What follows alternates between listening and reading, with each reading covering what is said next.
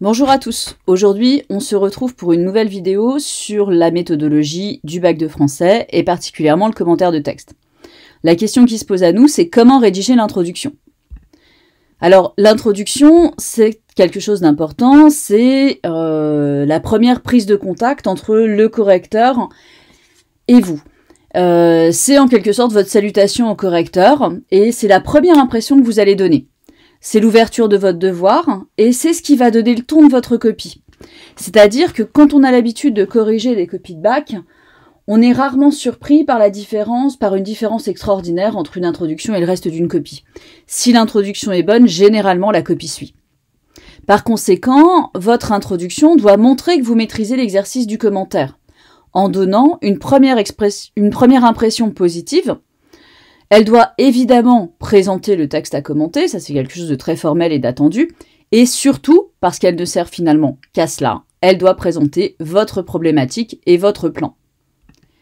Il faut bien considérer que sans problématique ni plan, votre intro est absolument inutile.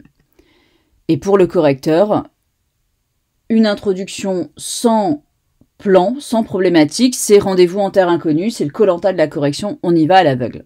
Et on déteste ça. Par conséquent, pour l'introduction, il faut répondre à une sorte de cahier des charges avec le plan suivant. D'abord, il faut une amorce, qu'on peut appeler aussi une phrase d'accroche. Elle peut concerner l'objet d'étude, le genre littéraire, un thème, quelque chose d'assez vague, mais qui va avoir un rapport avec le texte. Une présentation de l'auteur, les éléments marquants, mais il ne s'agit pas de faire sa biographie complète. Une présentation de l'œuvre, le genre littéraire, la date de publication, son sujet. Une présentation du texte, le passage à étudier, le situer dans le reste de l'œuvre. Vous pouvez constater qu'on va du plus éloigné au plus rapproché, c'est-à-dire de quelque chose de général, la présentation de l'auteur, puis l'œuvre, puis le texte. Donc on se rapproche petit à petit.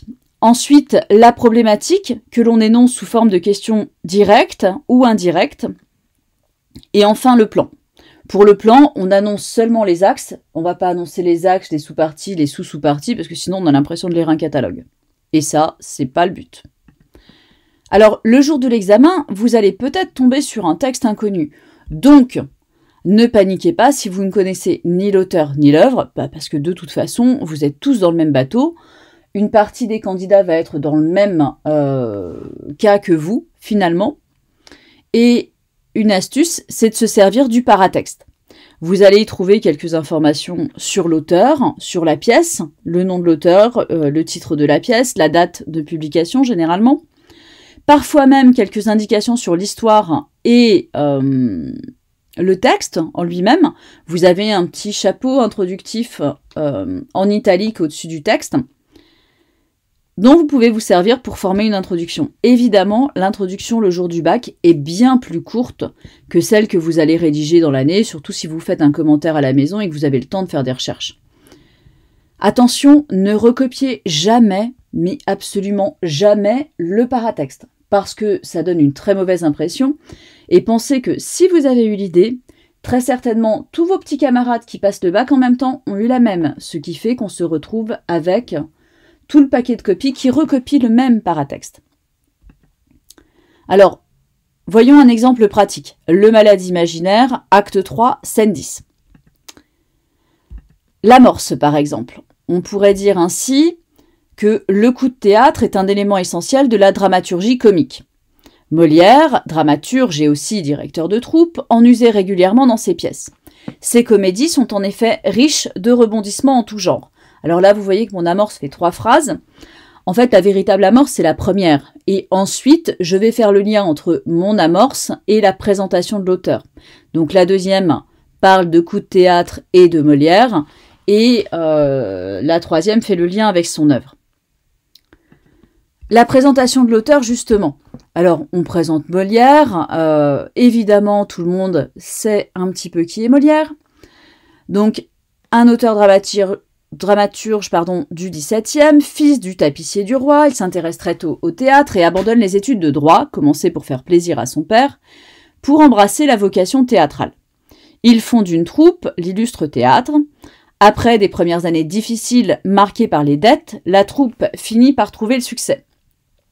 Le roi Louis XIV la protège et Molière divertit celui-ci de ses comédies. Profitant du goût du monarque pour la musique et la danse, le dramaturge s'associe avec Lully pour créer un genre nouveau, la comédie-ballet. Vous voyez que là j'introduis la notion de comédie-ballet, je vais bientôt passer à la pièce. Le succès est au rendez-vous, mais une brouille avec Lully qui veut imposer l'opéra oblige Molière à collaborer avec Charpentier pour sa dernière comédie-ballet et dernière pièce, Le Malade imaginaire. En quelque sorte, là je viens de faire une transition entre la biographie de Molière et la pièce que je vais présenter, à savoir Le Malade imaginaire. Alors justement, la voici, cette présentation de la pièce. L'œuvre est représentée pour la première fois en 1673, ça c'est indiqué sur ma fiche de texte. Elle raconte l'histoire d'Argan, personnage hypocondriaque qui souhaite marier sa fille Angélique à un médecin, Thomas Diafoirus, quand celle-ci veut épouser l'élu de son cœur, Cléante. Le passage que nous allons étudier est la 12e scène de l'acte 3. Il s'agit du début du dénouement de l'intrigue. Toinette, qui veut confondre Béline, fait passer Argan pour mort. Vous voyez que là, je suis en train de présenter la 12e scène de l'acte 3. Je ne vais pas résumer en détail les 3 premiers actes, c'est inutile. Je vais donner simplement les éléments qui me permettent de comprendre la pièce. Alors ensuite, j'annonce la problématique et mon plan. C'est ce qu'attend le correcteur. Alors là, il s'agissait d'une introduction de lecture linéaire. La différence par rapport à l'introduction d'un commentaire composé, c'est le plan que vous annoncez. Mais j'ai envie de dire que dans les 2 cas, de toute façon, vous annoncez en quelque sorte une problématique et un plan. Donc peu importe. Alors, ma problématique, comment cette scène révèle-t-elle le vrai visage de Béline? Je l'ai annoncé de façon directe, je mets un point d'interrogation. Nous étudierons dans un premier temps comment Toinette met en place sa ruse, puis la façon dont Béline se dévoile, et enfin le coup de théâtre opéré par la résurrection d'Argan. Là, j'annonce une lecture linéaire, je suis l'ordre du texte, on peut annoncer un commentaire composé, c'est la même chose, c'est le même principe. Vous voyez que là, je vais avoir dans un premier temps égal grand 1, puis égal grand 2, et enfin égal grand 3. C'est assez clair, on n'a pas besoin de dire dans une première partie, dans une seconde partie, etc. D'accord, le correcteur est habitué, donc il n'y a pas de souci.